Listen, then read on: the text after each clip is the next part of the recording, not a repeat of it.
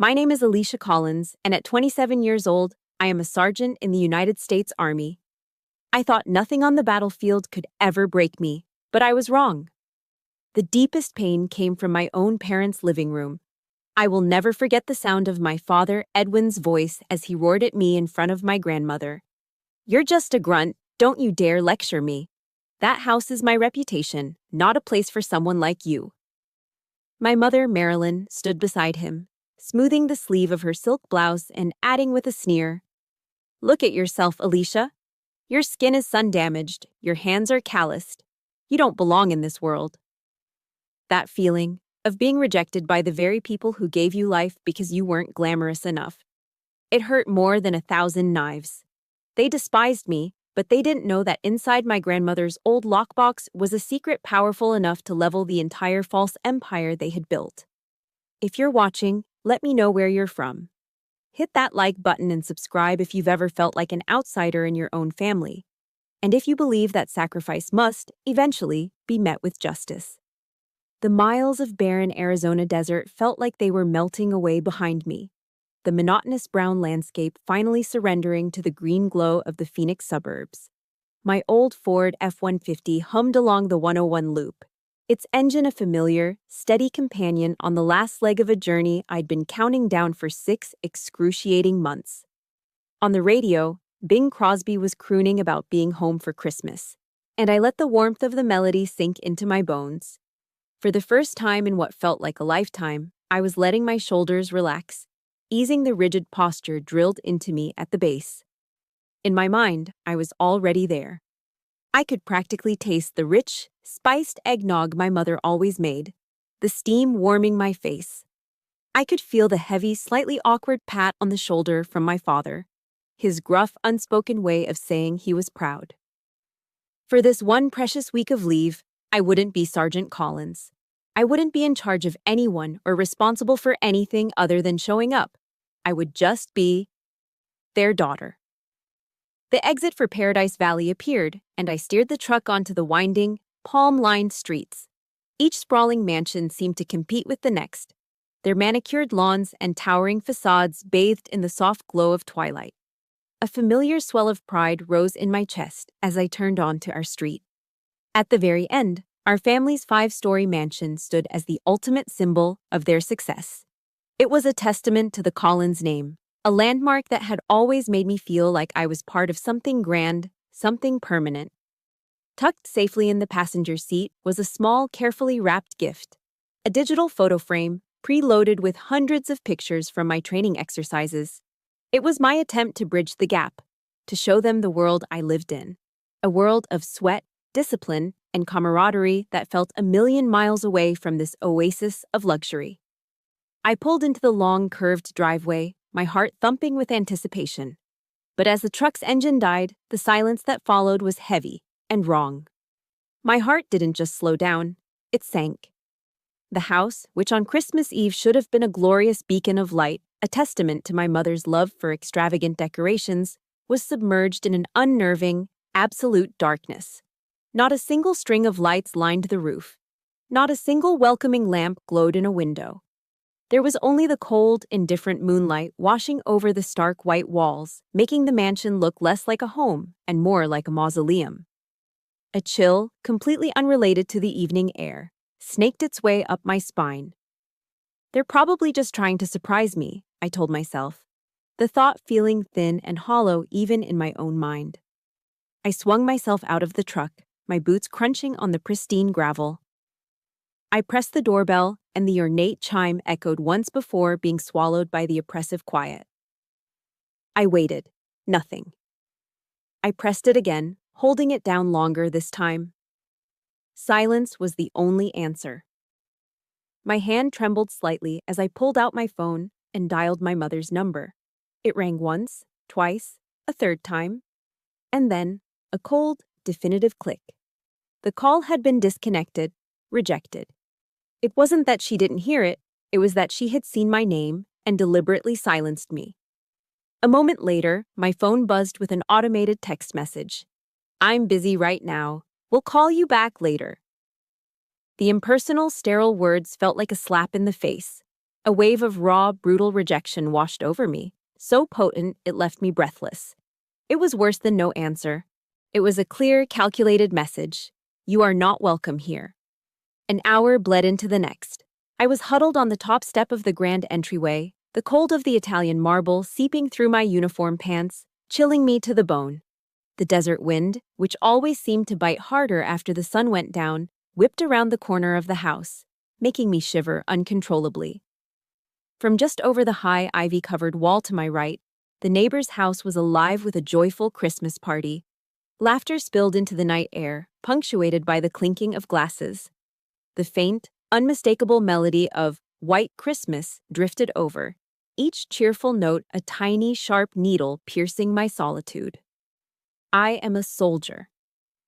I've been trained to endure physical hardship, to push through pain, to operate on sheer willpower when my body is screaming to quit.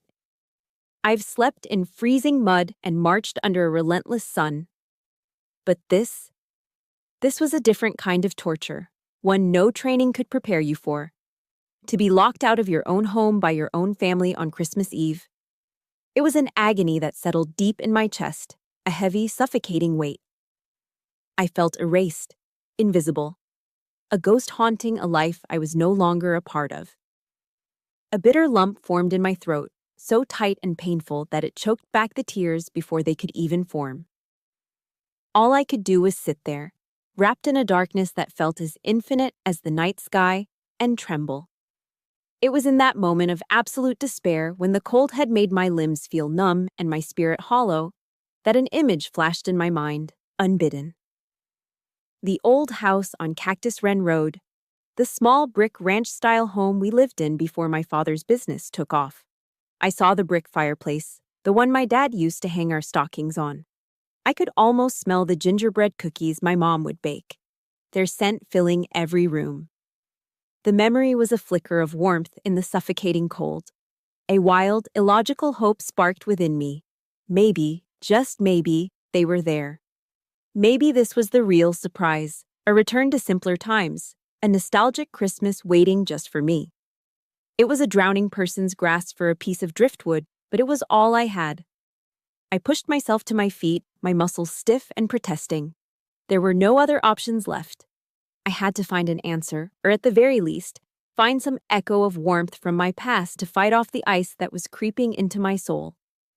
With one last look at the cold, imposing mansion, a symbol of wealth, and now, of betrayal, I turned my back and walked toward my truck.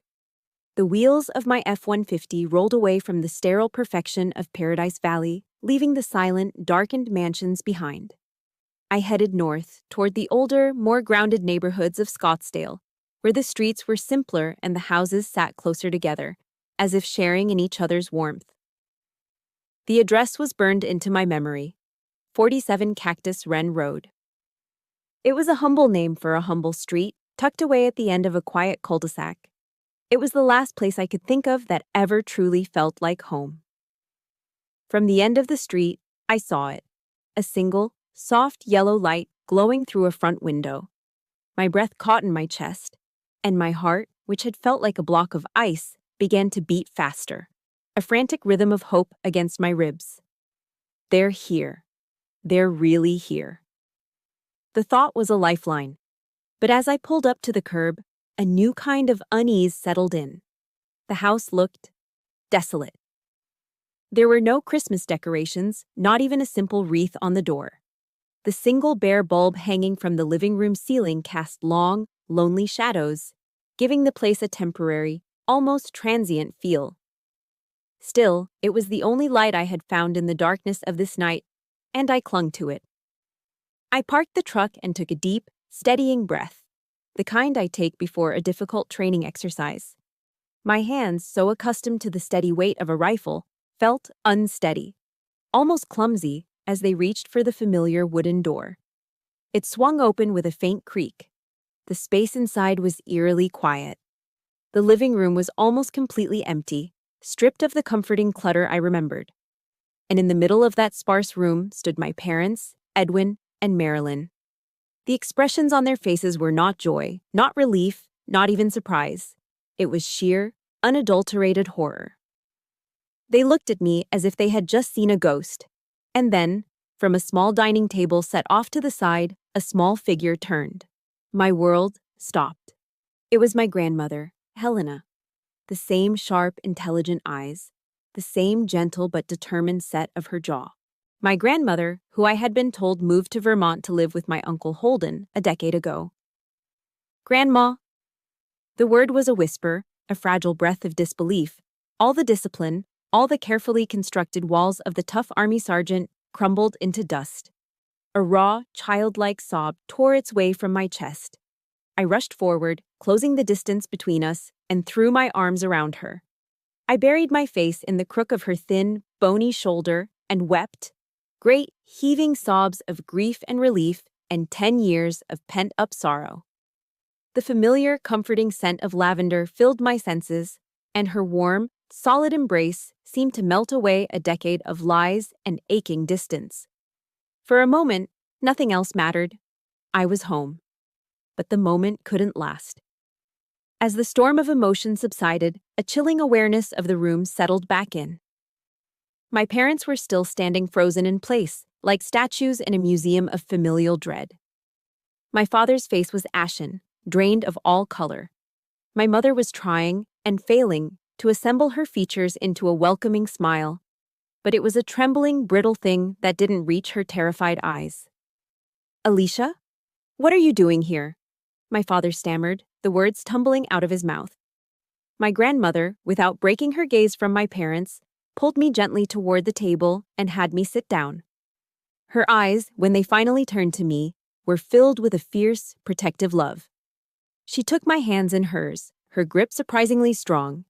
Her thumb traced the thick calluses on my palms and knuckles. "These hands have protected our country," she said, her voice soft but clear, each word a balm on my wounded spirit. "I am so proud of them." Out of the corner of my eye, I saw my mother flinch, her gaze flicking to my hands with an expression of pure disgust before quickly looking away. The contrast was so sharp, so brutal, it felt like a physical blow. My grandmother ignored them completely, her focus entirely on me. She asked about my life in the service, about the challenges, about the small joys. Her questions were genuine, her interest real. It felt as if the room had been split in two. On one side was our small island of warmth and connection. On the other, my parents sat stiffly on a worn-out sofa, a palpable fear radiating from them, so thick I could almost taste it. I felt a storm gathering, right there in that quiet, empty room. "Your grandmother missed you so much, she flew all the way from Vermont to surprise you," Marilyn chirped, her voice unnaturally high. The lie was clumsy, desperate. Helena cut her off, not with anger, but with a calm, unshakable authority that commanded the entire room. "I have never lived in Vermont, Alicia," she said, her eyes locked on mine. "I live in Sedona. It's a 2-hour drive from here. Your parents have been lying to you." The words didn't just land, they detonated. They shattered the fragile piece of our reunion and ripped a hole in the fabric of my reality. 10 years. For 10 years, I believed she was on the other side of the country.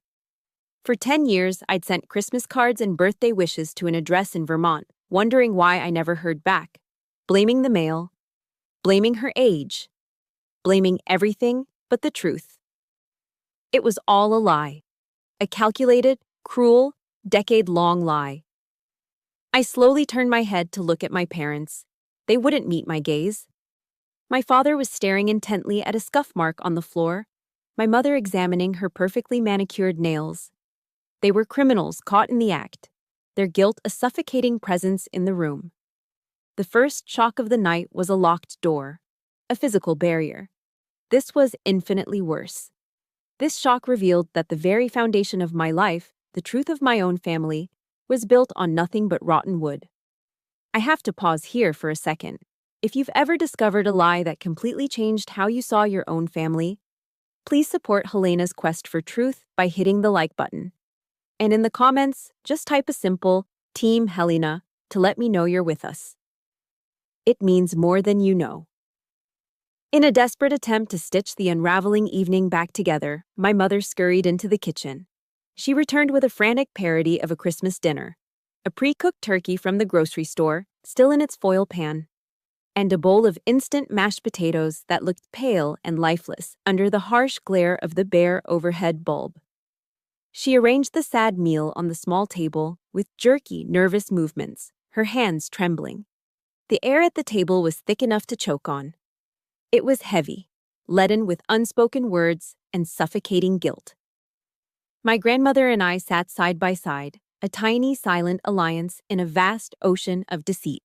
Across from us, my father, Edwin, said nothing. He just kept pouring himself another glass of Cabernet Sauvignon, his eyes fixed on the cheap wine swirling in his glass, refusing to look at anyone. My mother, Marilyn, tried to fill the dead air with pointless chatter.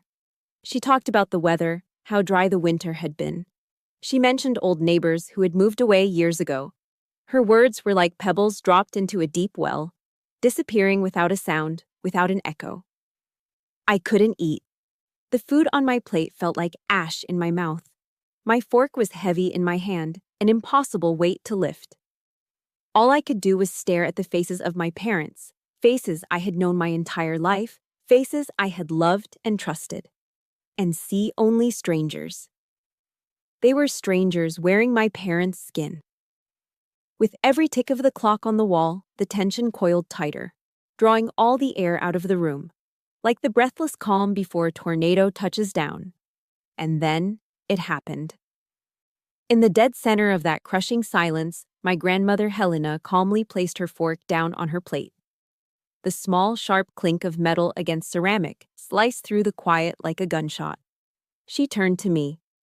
Her eyes were still gentle, her expression soft, but the question she asked was as sharp and as cold as a surgeon's scalpel. "By the way, Alicia," she began, her voice even and measured. "How is the mansion? I sent the money 4 years ago for your parents to buy it for you. Are you comfortable there?" The world didn't just stop, it froze solid. Every molecule in the room seemed to lock in place. A roaring sound filled my ears as I slowly turned my head, looking from my grandmother's expectant face to my parents' terrified one. "The mansion is for me," I whispered, the words feeling foreign on my tongue. A jarring clang echoed through the room as my father's fork slipped from his nerveless fingers and clattered onto the linoleum floor. My mother, her face now a ghostly white, began to stammer. Well, Alicia loves it, don't you, sweetie? It's... My grandmother didn't even glance at them. She cut through my mother's pathetic sputtering without raising her voice, her gaze locked on me, demanding the real answer. She held my stare, and in her eyes I saw that she already knew. She was just giving me the space to speak my own truth. My world, which had cracked earlier, now shattered into a million irreparable pieces. I took a shaky breath, the air burning my lungs. My voice, when it came out, was trembling but clear. "I don't understand, Grandma. I live in the barracks on base. I've never even had a key to that mansion." The silence that followed my words was a terrifying thing, louder and more profound than any scream. The gentle warmth in my grandmother's eyes instantly turned to ice.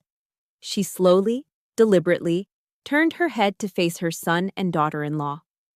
"Edwin, Marilyn," she said.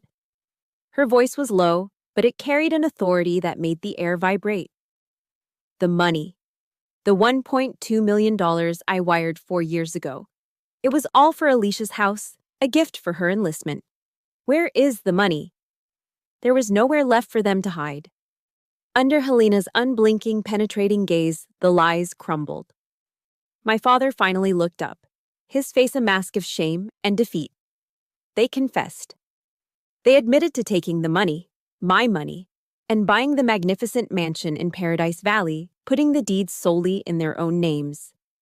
And when the confession was over, when the ugly truth was laid bare on the sad Christmas table, my mother tried one last, desperate defense. "I was just trying to protect the family's image," she cried, her voice cracking. "Do you have any idea what the pressure is like in Paradise Valley?" The excuse was so selfish, so appallingly shallow, that it stole my breath. It was then that a memory, sharp and painful, surfaced from the depths of my mind. a letter I had written from the exhausting, muddy trenches of basic training. I remembered sitting on my bunk, tired and homesick, writing to them about how I was saving every spare dollar from my meager army paycheck. I had told them I was hoping that, one day, I could afford a beautiful home just like theirs. The innocence of that hope, the purity of that dream, now felt like a cruel joke in the face of their calculated, predatory greed. My grandmother didn't yell. She didn't scream. Her voice remained chillingly calm, but each word she spoke was a hammer blow, driving the nails into the coffin of their lies. "So," she began, articulating every syllable with precision, "you let my granddaughter, a sergeant in the United States Army, a soldier who swore an oath to defend this country, live in a four-walled room in a barracks, while you used her money to live in luxury? To show off to your friends? To post your fake, happy pictures on social media?" She paused, letting the weight of her accusation settle. She turned her gaze to me, sitting there in stunned silence, a single, hot tear finally breaking free and tracing a path down my cheek. "You stole her future," Helena said, her voice dropping to a near whisper, yet carrying more power than any shout. "You are not just thieves, you are traitors." For the second time that night, my grandmother Helena placed her silverware on her plate. But this time, the sound wasn't a warning shot. It was a final verdict. The quiet clink echoed in the silent room like the fall of a judge's gavel. She looked directly at my parents, Edwin and Marilyn, who seemed to physically shrink in their chairs under her gaze. They looked like guilty children, stripped of all their bluster and arrogance. "I don't want to hear a single pathetic excuse," Helena declared, her voice as cold and hard as forged steel. "I only want to see action." She leaned forward slightly, her power commanding the entire room. "Beginning at 9 o'clock tomorrow morning, you will begin the process of transferring the full, unencumbered title of the mansion in Paradise Valley to Alicia Collins. I am giving you exactly 1 week. If Alicia's name is not on that deed 1 week from today, my lawyers will file a suit against you both for felony fraud and misappropriation of funds. And trust me," she added, her eyes narrowing, "I have more than enough evidence to ensure you both see the inside of a prison cell." My parents said nothing. They couldn't. Their faces were a grotesque mixture of humiliation and pure, animal terror. The game was over. They had been checked and mated. My grandmother turned to me, and the icy fury in her eyes melted away, replaced by a gentle, profound tenderness. She reached out and took my hand, which was still trembling in my lap. "Let's go, my dear," she said softly. "There's nothing left for us in this place." She pulled me to my feet and led me straight to the door, not once looking back. As we walked out, I could hear a muffled sob from my mother, but it was the whisper from my father that would haunt me, a final twist of the knife in a night full of them. "That damn old woman," I heard him hiss to my mother. Everything was going so well. The words, full of venom and devoid of a single shred of remorse, slammed the door shut on any lingering hope I might have had for them. Helena didn't take me to a hotel. Instead, she drove us straight to Old Town Scottsdale, to a high-end steakhouse with dark wood paneling and soft lighting. She got us a table by the window overlooking the street, which was beautifully decorated with twinkling Christmas lights and festive garlands. The world outside was celebrating, and for the first time that night, I felt like I could be a part of it. Helena ordered 2 glasses of expensive champagne. When they arrived, sparkling and golden, she raised her glass to me. "Merry Christmas, my warrior," she said, her eyes shining. "From this day forward, every day to come belongs to you." We clinked our glasses together. It was the first Christmas dinner where I felt truly seen, truly valued, and truly loved. We talked for hours, and I felt a decade of distance melt away as if it had never existed. After dinner, as we walked back to my truck, she made a request. "I want to see where you've been living," she said. "Take me to your base." The drive was quiet, comfortable. When we arrived, I led her through the sterile, impersonal hallways of the barracks to my room. It was a small cinder block cube, painted a dull, institutional beige. There was a single bed, a metal locker, a small desk, and a chair. It was the epitome of Spartan living.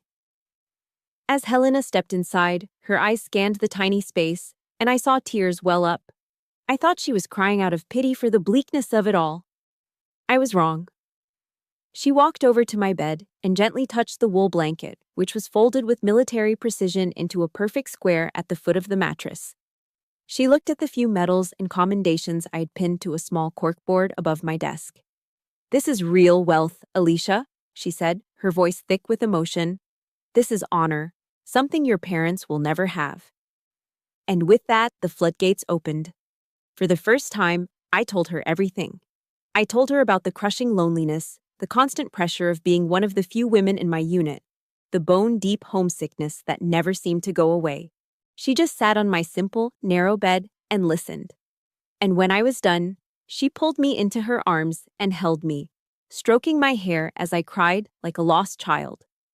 That night, she refused to go to a hotel. She stayed with me.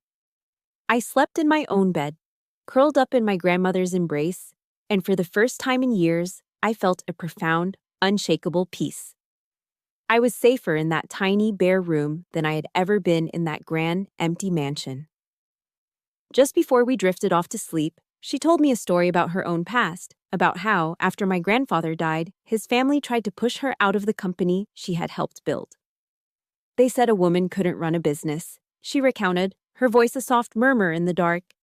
They said I would fail within a year, but I proved them all wrong. She turned her head on the pillow to look at me, her eyes finding mine in the dim light. "Alicia, you must never let the words of others define who you are." Eleanor Roosevelt once said, "No one can make you feel inferior without your consent. Don't give them your consent, Alicia. Don't you ever give them that power over you again." Her words, spoken with the quiet strength of a woman who had fought her own battles and won, didn't just comfort me. They ignited something within me, a small, resilient flame of strength, flickering to life in the darkness. My grandmother stayed in Phoenix for exactly 1 week, and she transformed that week into a relentless, meticulously executed military campaign. She checked into a sprawling suite at the Phoenician, the luxurious resort nestled at the foot of Camelback Mountain, and turned its elegant living room into her personal command post. The mission was simple and non-negotiable: Operation Transfer. Every morning, she and I would meet with a team of Scottsdale's most formidable lawyers, their briefcases filled with irrefutable evidence: bank statements, wire transfer receipts, property records. My parents, Edwin and Marilyn, were not invited to these strategy sessions. They were summoned. Like low-ranking subordinates called before a commanding officer, they would arrive at the law offices, utterly defeated. The change in them was staggering. The arrogance was gone, replaced by a hollow-eyed exhaustion. They didn't dare fight back. My father tried to bargain once during a meeting with Helena's lead attorney. I remember his pathetic, wheedling tone. "How about we just give her 50%, he suggested, forcing a weak smile. "She's a girl, after all. What does she need a house that big for?" The lawyer, a sharp woman in her 50s, didn't even blink. She simply slid a file across the table and said, "This contains the preliminary fraud report we've prepared for the district attorney. Shall we discuss 50% of the prison sentence instead, Mr. Collins?" He never tried to bargain again. My mother attempted a different tactic. She cornered me in the hallway after one of the meetings, her face streaked with tears. "You can't do this to me, Alicia," she whispered, grabbing my arm. "I'm used to this life, my friends, my clubs. Everything is tied to that house." Her plea was so transparently selfish it made me feel sick. Her tears weren't for our broken relationship. They were for her lost social standing. I simply pulled my arm away and walked on. Throughout that week, I was mostly a silent observer. I sat beside my grandmother, watching her operate with the calm, strategic precision of a 5-star general. I learned that true power wasn't about shouting or rage. It was about control. It was about knowing the facts, anticipating the enemy's moves, and executing your plan with unwavering resolve. The final day arrived. We all met at a sterile notary's office downtown. This was the last time I would face them this week. They looked like they had aged a decade in 7 days. My mother couldn't bring herself to look at me, her eyes fixed on the bland corporate art on the walls. My father, however, stared at me with an expression of pure, undiluted hatred. He saw me not as his daughter, but as his conqueror. The notary, a cheerful woman oblivious to the drama unfolding before her, slid the transfer documents across the table. When my parents picked up the pens to sign their names, to officially relinquish the symbol of their entire fraudulent life, I didn't feel a surge of victory. There was no joy, no sweet taste of revenge. There was only a strange, hollow emptiness. The quiet scratching of their pens on the paper was the sound of a final, irrevocable severance. Then came the heavy, satisfying thud of the notary's official seal pressing into the page. It was a sound of finality, the closing of a rotten, decaying chapter of my life. In that moment, I became the legal owner of the house I had been locked out of on Christmas Eve. It wasn't a triumphant victory. It was simply a fact that had to be enforced. A few days later, we were at Phoenix Sky Harbor International Airport. My grandmother hugged me tightly at the security gate. She wasn't crying. Her eyes were clear and steady as she held me at arm's length, looking directly into my soul. "The house is yours now, Alicia," she said, her voice firm but full of love. "But more importantly, your life is your own. Don't you ever let anyone take it from you again. Live with strength, live with kindness, and build something beautiful from these ashes." She pressed a check into my hand. "Use this to remake the house in your own image," she instructed. "Make it your sanctuary, not theirs." I watched as she walked away, disappearing into the crowd of travelers. I stood there until her plane took off, a silver speck climbing into the vast, blue Arizona sky. A profound sense of loss washed over me, an ache for the ally I was losing again. But beneath the sorrow, there was something else. A deep, quiet reservoir of strength I had never felt before. I didn't go back to the mansion right away. I needed time. A week later, my leave was over, and it was time to return to my real life.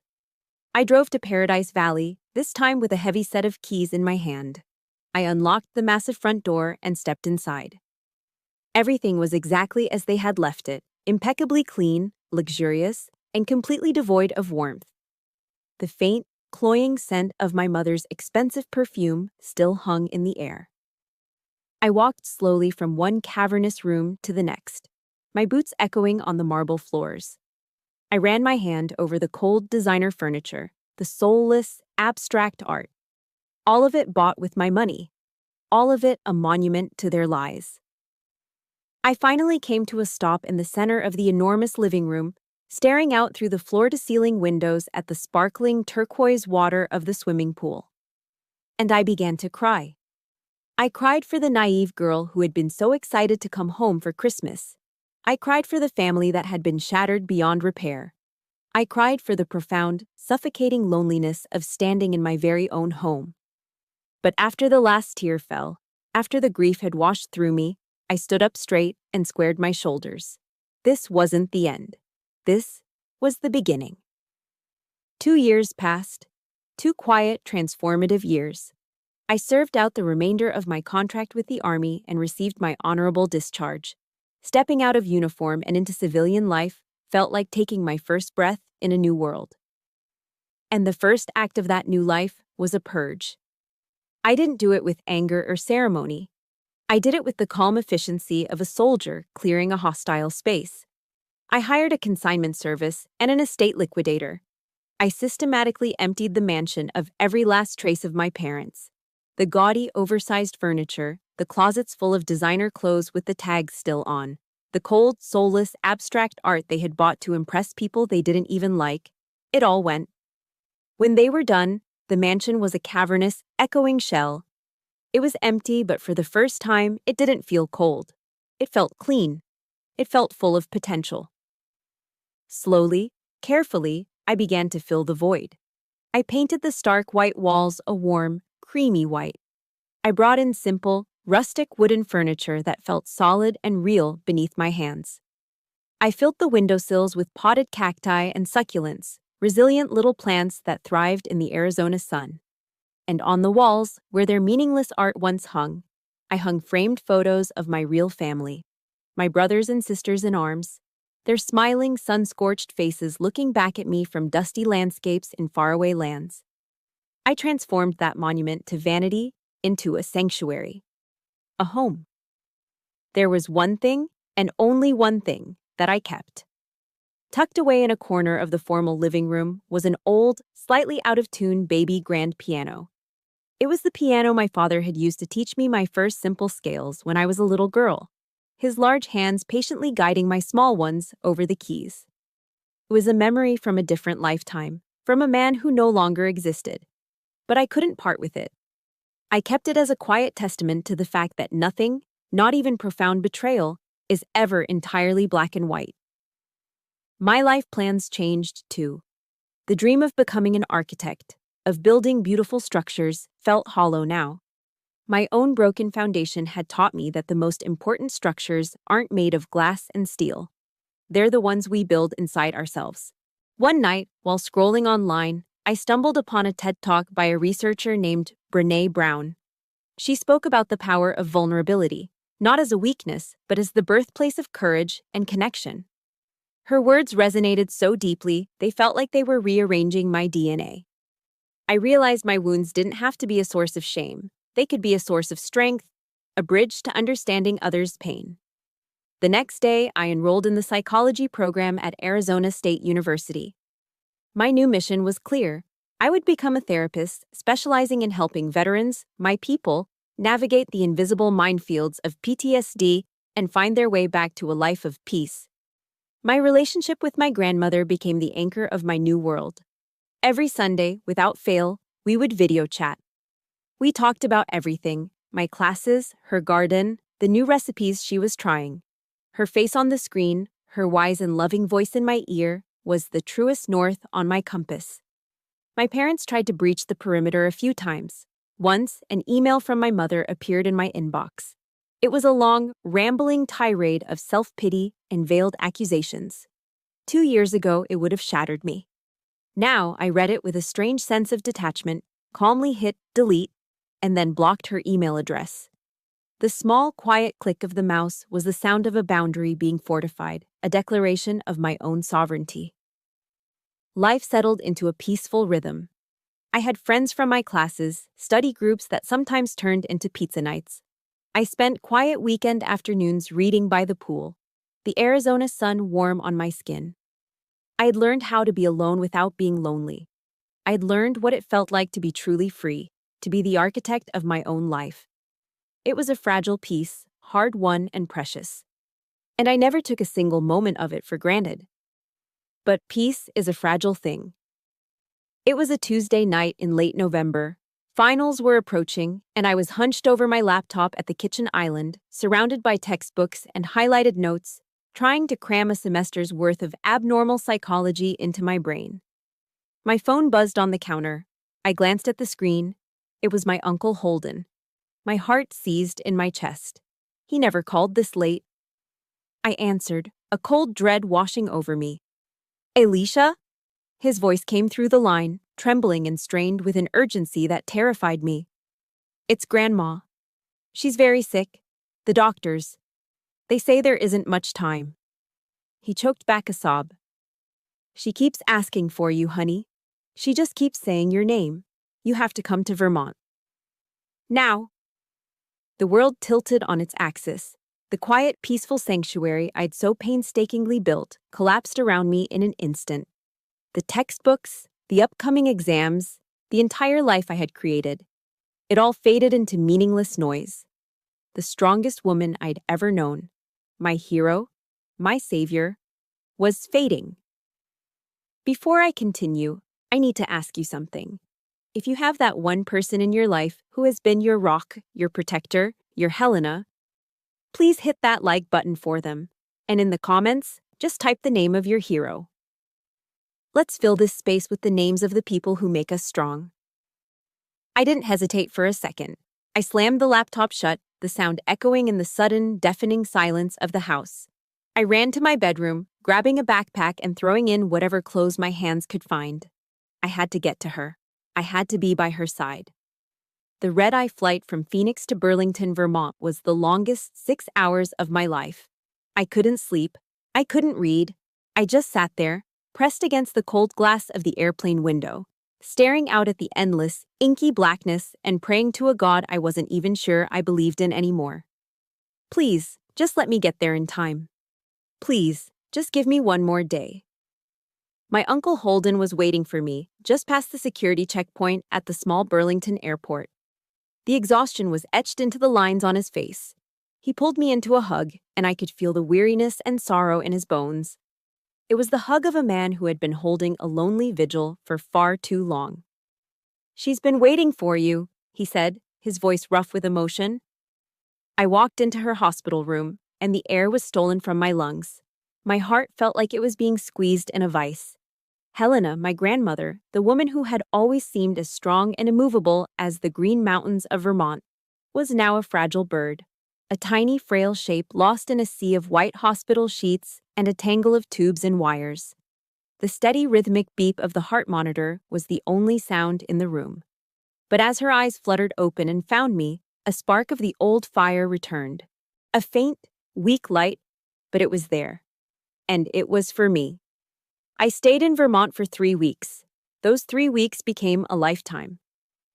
I slept on a lumpy vinyl sofa in the corner of her room, the constant beeping of the machines becoming the soundtrack to my days and nights. I only left when the nurses gently insisted I go get a real meal or take a walk. I read to her from books of poetry she loved. I told her all about my psychology classes, about my dream of helping other veterans. I became her hands and feet. I carefully spoon-fed her broth when she could eat. I wiped her brow with a cool cloth, and for hours on end, I just sat by her bed, holding her thin, papery hand in mine, memorizing the feel of it. Those days were a strange, bittersweet tapestry woven with threads of love and grief. The grief came in waves, watching her strength fade, seeing her drift further away from me with each passing day. But the love? The love was in the quiet moments, in the deep, unspoken connection that flowed between us.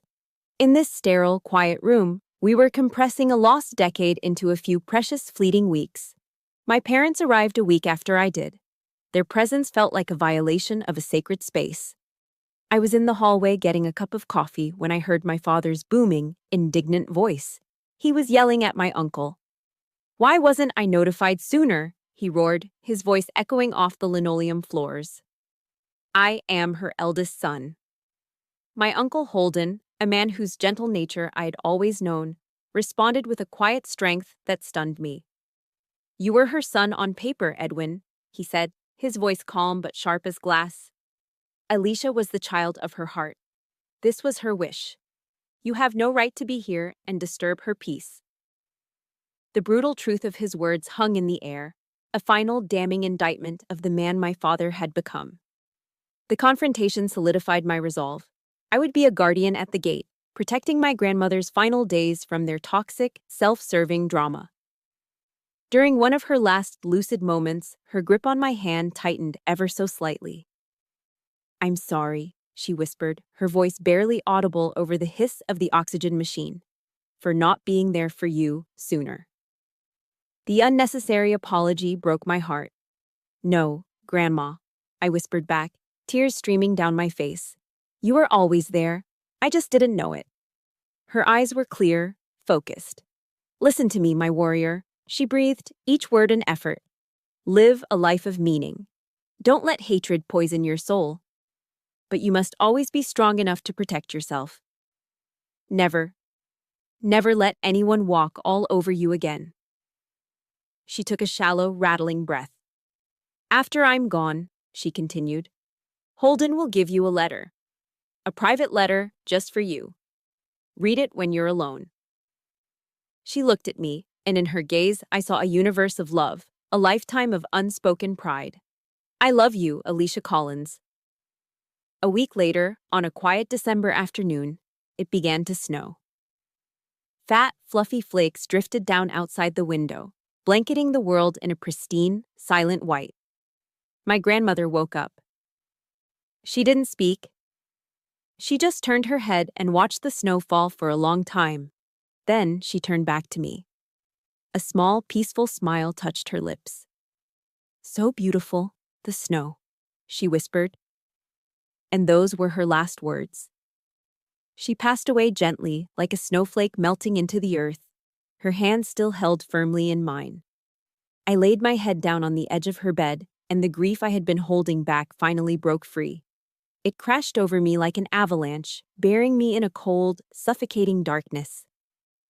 The one person on this earth who had loved me unconditionally was gone.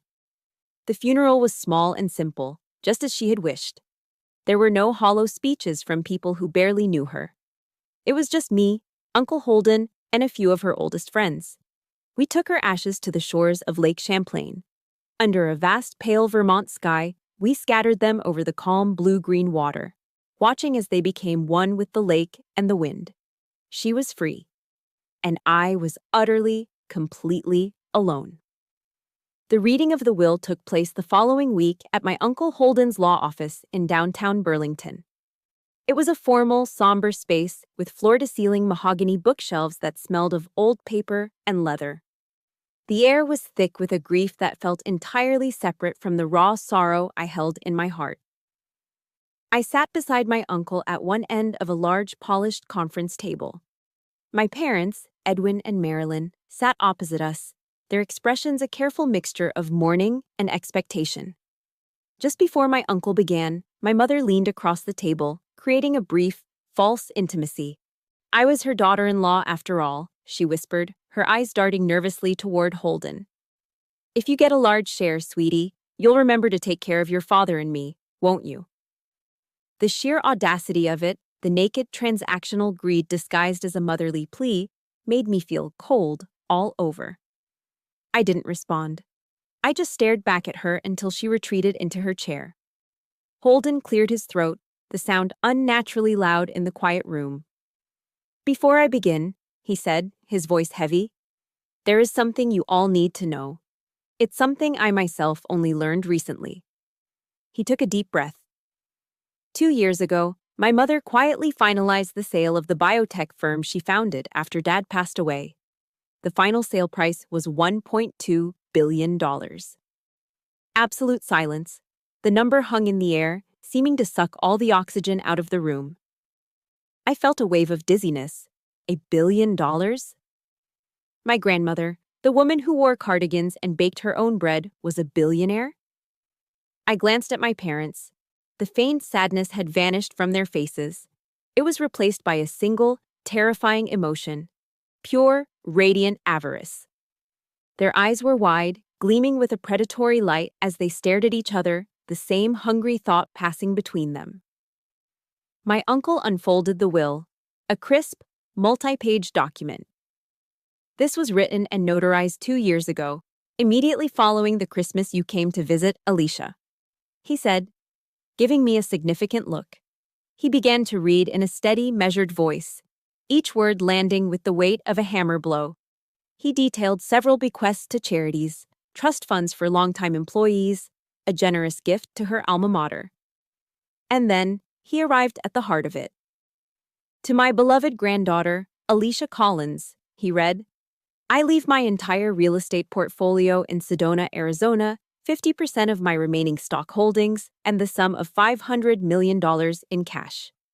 He paused, letting the number settle. My mother gasped. Holden continued. All the remainder of my estate, including all other assets, I leave to my son, Holden Collins. He carefully folded the document and placed it on the table. That concludes the last will and testament of Helena Collins. For a moment, there was only the sound of my mother's ragged breathing. What? What about us? She stammered, her voice a reedy whisper. Holden looked directly at his brother, his expression a mixture of sadness and steel. Edwin and Marilyn Collins, he stated, his voice flat and final, are not mentioned in the will. In that instant, the civilized man I had known as my father ceased to exist. In his place, a monster clawed its way to the surface. His face turned a blotchy, furious red, and he shot to his feet, the legs of his chair screeching against the polished floor. What? He roared, the sound exploding from his chest. That old woman was insane. I am her eldest son. He lunged across the corner of the table, moving with a speed I'd never seen in him. He grabbed Holden, his own brother, by the collar of his suit jacket, shaking him violently. "This was you," he screamed, his face inches from my uncle's. "You and that little bitch, you manipulated her." His arm shot out, his trembling finger pointing at me, his eyes bulging with a terrifying, primal rage. "You ungrateful snake. You poisoned her against me. You stole everything that was mine." Marilyn was shrieking, trying to pull him back, but it was useless. He was a man possessed. The dignified law office had become a battlefield, and I just sat there, frozen, my blood running cold. I was paralyzed with a horror so profound it felt like it was stopping my heart. I was staring at the man who had raised me, and I didn't recognize him at all. All I could see was this ugly, screaming stranger, his face twisted by a greed so powerful it had turned him into an animal. And I remembered my grandmother's words, "Be strong enough to protect yourself." I didn't flinch. I didn't cry. I just met his hateful gaze, my stillness a silent act of defiance against his chaos. Holden's paralegal had already called security. 2 large men in uniforms entered the room and professionally, forcefully, separated my father from my uncle. They escorted both of my parents toward the door, my father still shouting obscenities, my mother weeping hysterically. Just before they were forced out, my father twisted around and locked eyes with me one last time. "This isn't over," he bellowed. The heavy office door slammed shut, leaving behind a sudden, ringing silence. My uncle, shaken but resolute, straightened his tie and smoothed the front of his jacket. His face was etched with a deep, familial sorrow, but his eyes were firm. He walked over to a large black safe in the corner of the room, spun the combination dial, and opened it. From inside, he withdrew an old, cream-colored envelope, sealed with a circle of dark red wax. "This is for you," he said, his voice returning to its normal, gentle tone. He handed it to me. My mother's instructions were very clear. I was to give this to you only after everything was finished. I took the letter, my fingers trembling as they brushed against the brittle paper. It felt heavy in my hand, heavy with the weight of unspoken words. I knew, with a certainty that chilled me to my core, that this was more than just a letter. This was my grandmother's final weapon. After returning to Phoenix, I spent 3 days in the quiet solitude of my new home, the cream-colored envelope from my grandmother sitting untouched on the coffee table. It felt too sacred to open, a final conversation I wasn't yet ready to have. On the 4th day, I finally sat down, took a deep breath, and slid my fingernail under the brittle red wax seal. My hands trembled as I broke it. Inside, there was a handwritten letter and a thick, professionally bound dossier. I unfolded the letter first. Her elegant, familiar script filled the pages, a voice from the past speaking directly to my heart. "My dearest warrior," it began. "If you are reading this, then it means your father has shown you his true nature. I am so sorry for the pain he has caused you, but you must understand. His greed is a bottomless pit. He will not let you go. He will come to you, first with sweet words and false apologies, and then with threats. Do not be afraid. I have prepared a shield for you." She went on to explain that the dossier contained 2 decades of meticulously gathered evidence of my father's shady business dealings, his tax evasion schemes, the partners he had cheated. It was proof she had been quietly collecting for years, originally to protect the family estate and to shield my Uncle Holden from Edwin's recklessness. "Your father," she wrote, in a line that would change everything for me, "is a weak man, terrified of his own emptiness. He has spent his life trying to cover it up with expensive things. Don't hate him, Alicia. Pity him. But never ever let his weakness destroy you." The final line was her battle plan for me. "This dossier is not a weapon for revenge," she wrote. "It is a shield to protect your peace. Use it wisely." Just as she had predicted, they came. 3 days later, I saw their silver Mercedes pull up on my security camera feed. They didn't come to the front door. They didn't ring the bell. My father walked right to the side gate leading to the pool, used an old key to unlock it, and strolled into the backyard as if he still owned the place. "Just come on in like we own the place," I heard him say to my mother through the speaker, his voice thick with an arrogant entitlement that made my blood run cold. Remembering my grandmother's words, I took a deep, steadying breath, walked to the sliding glass door, and opened it. They stepped inside, my mother forcing a smile that was more like a grimace, my father surveying the sparse, clean space with a critical eye. "Well, you've certainly cleaned the place up," he said, the compliment dripping with condescension. "A bit empty, though. You'll need some money to decorate it properly. Your mother and I can help with that." They settled onto the sofa, the one piece of new furniture I had bought, and began their performance. They spoke of mistakes and misunderstandings. They spun a tale of how family should always stick together.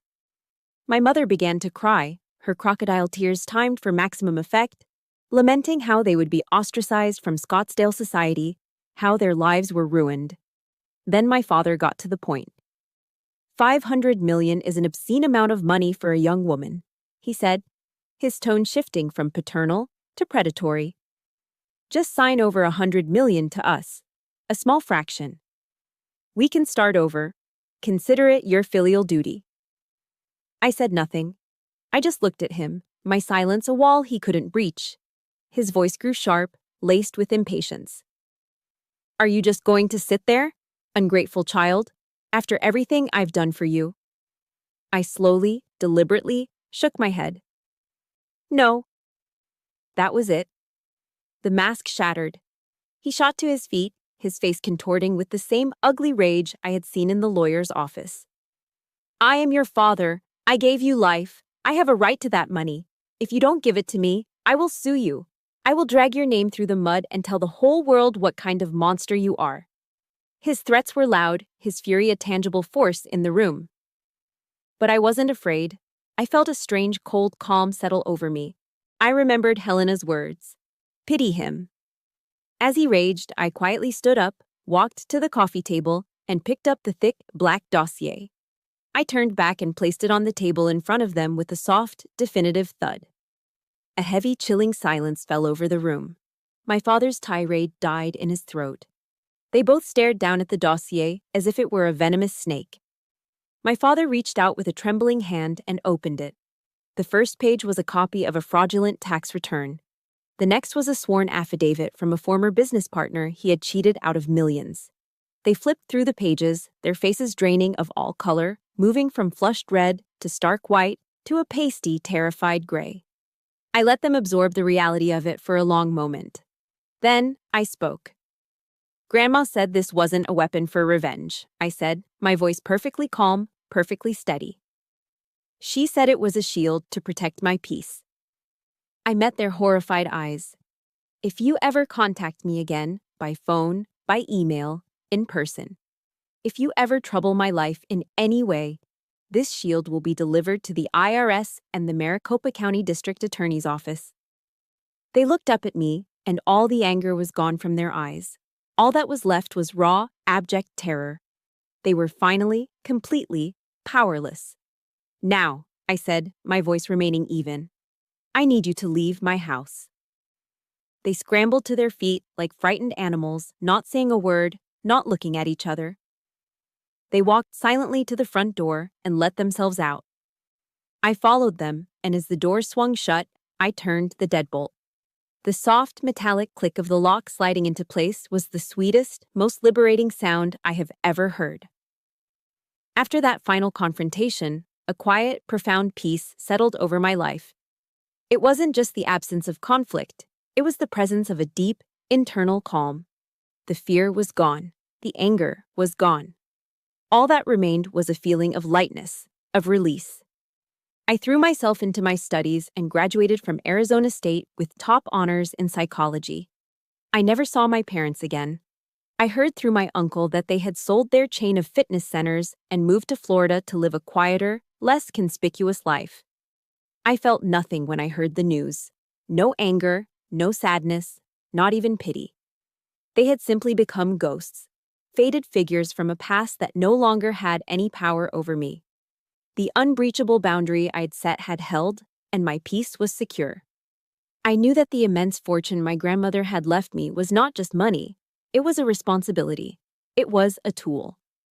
Remembering her words, build something beautiful from these ashes, and guided by my new mission in life, I used the majority of my inheritance to establish the Helena Collins Foundation. It became a nonprofit unlike any other, with a singular, focused purpose to support military veterans, especially women, in their difficult transition back to civilian life. We provided everything I had once desperately needed: safe transitional housing, free and confidential mental health counseling, educational scholarships, and job training programs. And the mansion in Paradise Valley, once a cold symbol of my rejection, became our headquarters. I transformed its cavernous, lonely rooms into counseling offices, meeting spaces, and a warm, welcoming community center.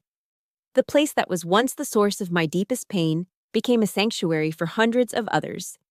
It was the ultimate act of reclamation. My story, once a private tragedy, became a public source of inspiration. I began accepting invitations to speak at veterans events and conferences across the country. I never told my story to elicit pity. I told it as proof. Proof that from the deepest wounds, you can find the strength to rebuild. Proof that it is not only possible, but necessary to set boundaries to protect your own life. And proof that you can redefine the meaning of family on your own terms. I became the beacon I'd once so desperately searched for in the dark, hoping to light the way for other soldiers who had lost their way. In one of my first group therapy sessions, a young Marine, just back from a brutal tour, was talking about the crushing loneliness she felt, how disconnected she was from the world she had fought to protect. When she finished, her eyes filled with tears, I looked at her and said the only thing that mattered. "I understand," I told her, my voice soft. "I've been there too." In that moment of shared vulnerability, I felt my own scars transform, not into something ugly to be hidden, but into a bridge that connected my heart to hers. The story ends as it began on Christmas Eve, several years later. I'm 32 years old now, and the woman who looks back at me from the window pane is strong, serene, and at peace. Tonight, the mansion is no longer dark. It is blazing with light, not the garish, ostentatious lights of social climbing, but the warm, welcoming glow of genuine community. Inside, the sound of laughter and cheerful conversation fills every room. A festive but informal Christmas party is in full swing, filled with veterans and their families, their children chasing each other around a beautifully decorated tree in the great room. The air smells of pine needles and hot apple cider. I stand by the large living room window, looking out at the desert garden, now bathed in the soft light from the house. I'm holding a warm mug of cider, its spicy steam warming my face. On the wide windowsill in front of me, I carefully place a small bouquet of fresh white chrysanthemums, my grandmother's favorite flower. I look out into the quiet, peaceful night and whisper to the stars. "I'm doing okay, Grandma," I say, a small smile on my lips. "I'm carrying on your legacy." And I know, with every fiber of my being, that her true legacy was never the money. It was the promise she embodied, a promise I now spend my life trying to fulfill. That no soldier should ever have to feel abandoned. That a true home is not a building, but a place where you are safe and cherished. And that even from the darkest, coldest night, a new day will always, eventually, dawn. And so, that is my story. It began in a place of darkness and betrayal, but with the love of one good person, it found its way into the light. My grandmother taught me that our deepest wounds don't have to be the end of our story. They can be the beginning of our purpose. If my journey has resonated with you, I hope you'll consider subscribing and joining our community here. Please share this story with anyone who might need to hear that they are not alone, and that from the ashes of the past, a beautiful new life can always be built. Thank you for listening.